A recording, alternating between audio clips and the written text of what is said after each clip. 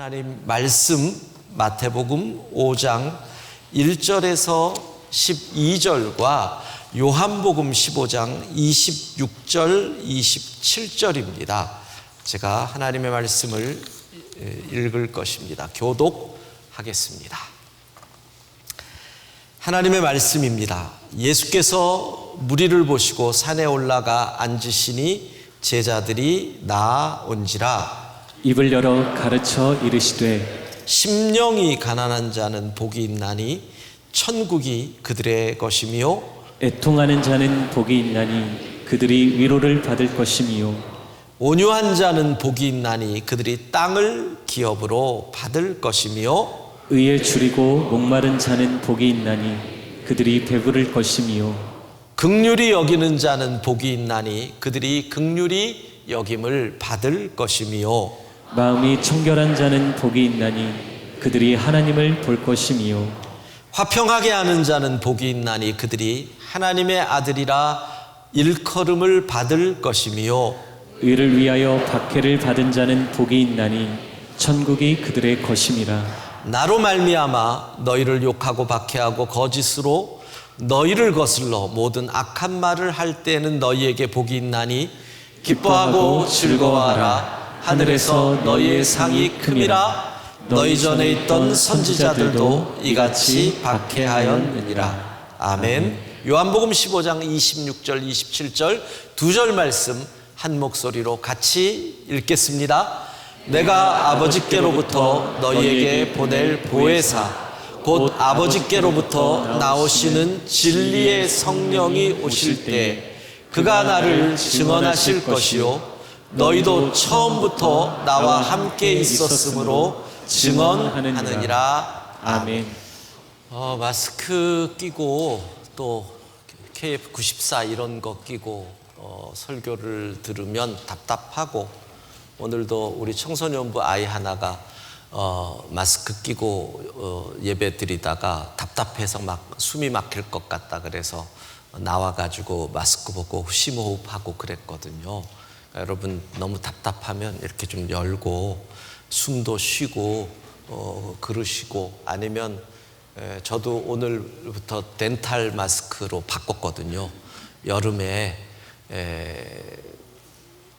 너무 이렇게 두꺼운 거 끼고 있다가 호흡이 문제 생기지 않도록 덴탈 마스크나 좀 그런 걸로 하셔도 될 것 같습니다. 우리 찬양대도 마스크 끼고 찬양하는데 가운까지 입으면 찬양하다가 순교하시는 분이 생길까봐 아예 가운을 그럼 벗어라. 가운을 벗는 게 훨씬 낫다. 이 가운까지 입고 마스크까지 쓰면 너무 힘들어서 그래서 오늘부터 가운을 벗게 하였거든요. 그러니까 여러분들도 그냥 멍하니 있다가 이러지 않도록 좀 답답하다 그러면 숨 쉬시고 그렇게 스스로를 조금 돌보시며 설교를 들으시는 것이 좋을 것 같습니다. 우리가 지금 팔복의 말씀을 주일마다 묵상하고 있는데, 이 팔복의 말씀을 읽고 묵상하면 질문이 생기는 것이 있습니다. 근본적인 질문이에요. 첫 번째는 팔복의 말씀대로 살면 우리에게 어떤 일이 벌어지느냐, 우리가 어떤 사람이 되는 것이냐, 이런 질문이 생깁니다. 하나님께서는 팔복대로 살으라고 말씀하시는데, 팔복대로 살면 우리의 모습은 어떤 모습이 되는 것인가? 어떤 의미에서 팔복대로 사는 것은 이 땅에서는 실패자 같거든요. 이 땅에서는 약자 같은 모습이거든요. 하나님은 우리가 약자로 살기를 원하시는 건가? 이런 질문이 생깁니다. 두 번째는 생각할수록 불가능하다 싶은데 인간이 어떻게 팔복의 말씀대로 살 수가 있을까 하는 질문이 생깁니다. 우리는 사촌이 땅을 사면 배가 어떻게 해요? 안 아픈 분 계세요? 안 아픈 분은 땅 살만한 사촌이 안 계신 분들이죠. 어제인가 그젠가 뉴스 보니까 정말 마음이 안 좋던데, 우리 전직 존경받는 대통령 아들 둘이 유산 때문에 법정 투쟁이 벌어진 거, 옳고 그름을 떠나서 형제도 이렇게 재산 때문에 이런 일이 벌어지는 게 인간의 본성인데, 어떻게 나랑 전혀 상관없는 사람을 가지고 애통할 수 있느냐? 이건 불가능해 보인다는 겁니다. 우리는 원수를 갚아야 속이 시원한 존재인데, 어떻게 무한히 변함없이 사랑하고 인내하고 용서하는 긍휼의 사람이 될 수 있겠습니까? 그래서 이 두 가지 질문의 답을 오늘 성령 강림 주일, 회복과 부활의 주일을 맞이하여 이것을 좀 생각해 보려고 합니다. 8가지 주님이 말씀하신 복, 이것이 코로나19 이후 우리가 살아가야 할 모습인데, 그 가운데서 오늘 뛰어넘고 8번째 복을 앞당겨서 생각하며 답을 찾아보려고 합니다. 10절 말씀 같이 읽겠습니다. 의를 위하여 박해를 받은 자는 복이 있나니 천국이 그들의 것입니다. 예수님은 우리에게 의를 위하여 박해를 받으면 복이 있다, 그 말씀은 기꺼이 고난을 받아라, 의를 위하여, 그리하면 천국 백성이 된다, 이 말씀이거든요. 자, 여기서 질문은 또 나오는 거예요. 의란 무엇이기에 그 의를 위하여 기꺼이 고난을 받으라 하실까? 근데 우리는 이미 그 답을 지난번에 찾았어요. 4번째 복이 그거였거든요. 의에 줄이고 목마른 자는 복이 있다. 여러분 기억나십니까? 제가 코로나19 이후의 시대를 이야기하면서 우리 그리스도인들에게 더 나빠지는 환경이 전도가 아주 어려워진다. 물론 환경적으로도 어려울 겁니다. 상황적으로도 어려울 겁니다. 그런데 더 중요한 것은 신앙의 핵심입니다. 의가 지역마다, 문화권마다 의의 개념이 달라지는 시대.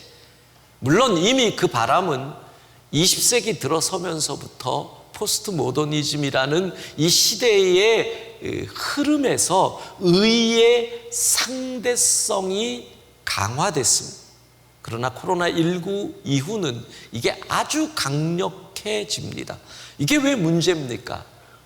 이 지역에서는 의고 똑같은 게 이곳에서는 불의라면 그 말은 곧 이쪽에서는 죄가, 이쪽에서는 죄가 아닌 것이 될 수 있기 때문입니다.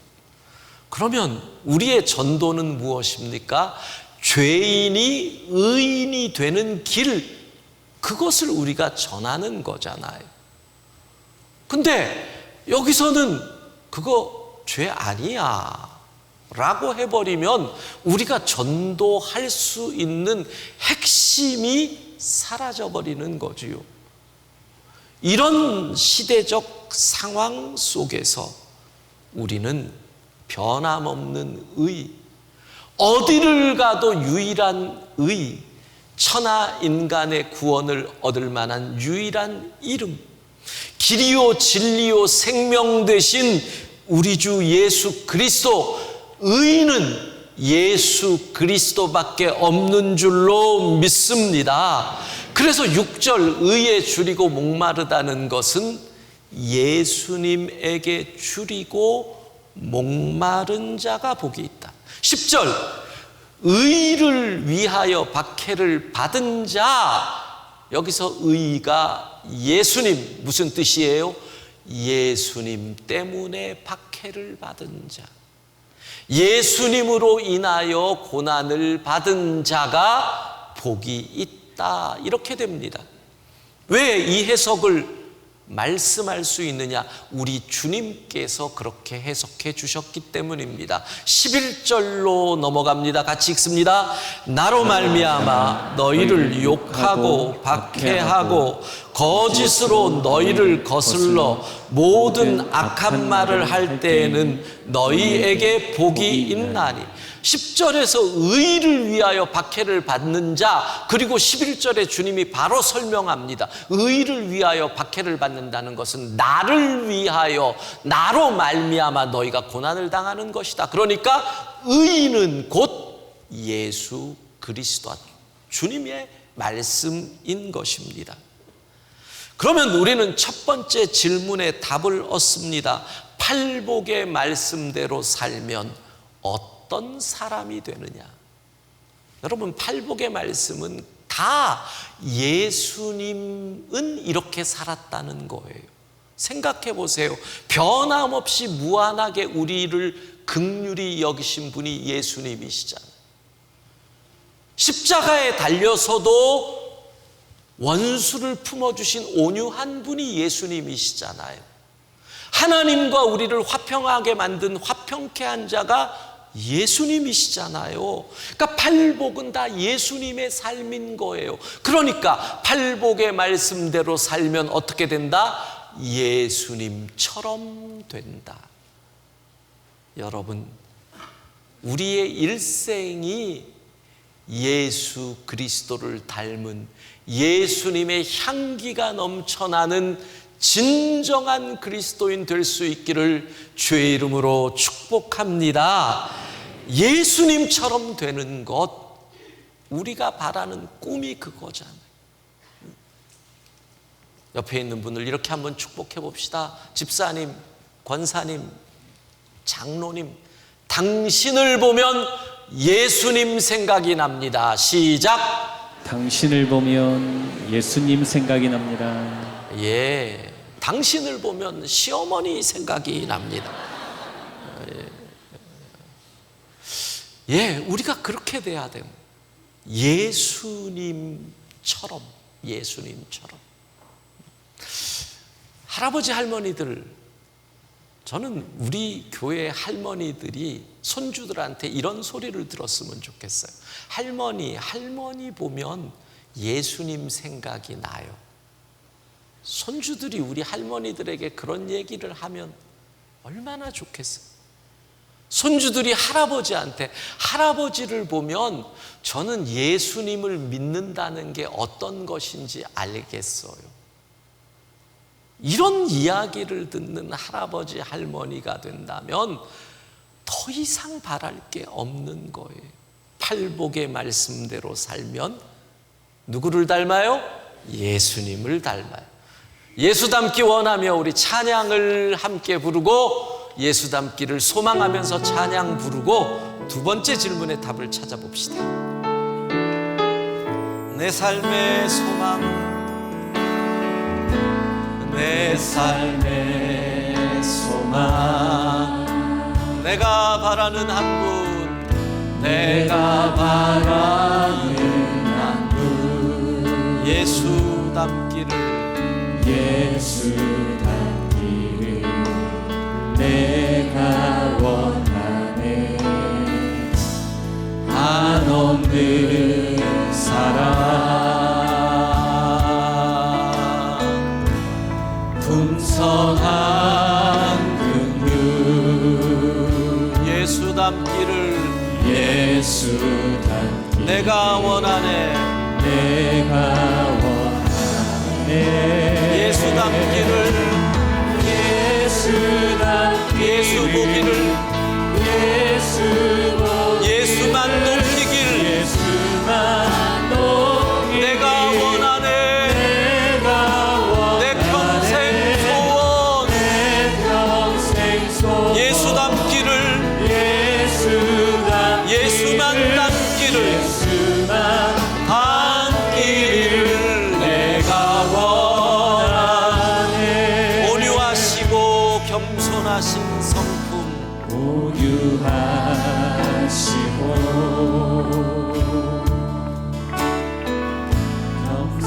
겸손하신 성품, 예수 닮기를 내가 원하네. 예수 닮기를 내가 원하네. 자비하시고 위로자 되시는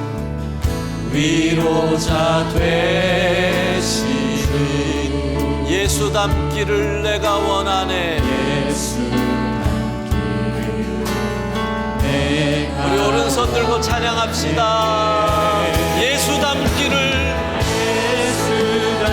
예수 보기를, 예수만 높이길 내가 원하네. 내 평생 소원 예수 닮기를, 예수만 닮기를 내가 원하네. 내 평생 소원, 내 평생 소원 예수 닮기를, 예수만 닮기를 내가 원하네. 우리의 평생 소원 예수 닮기를 바랍니다.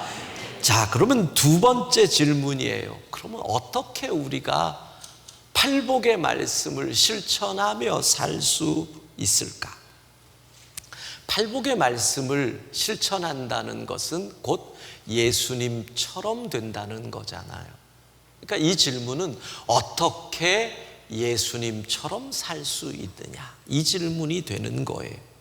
어떻게 우리가 참 그리스도인이 될 수 있느냐, 이 질문이지요. 그런데 그 비결을 우리 주님은 오늘 또 다른 본문 요한복음 15장 26절에서 이렇게 말씀하십니다. 같이 읽어봅시다. 내가 아버지께로부터 너희에게 보낼 보혜사 곧 아버지께로부터 나오시는 진리의 성령이 오실 때 그가 나를 증언하실 것이요.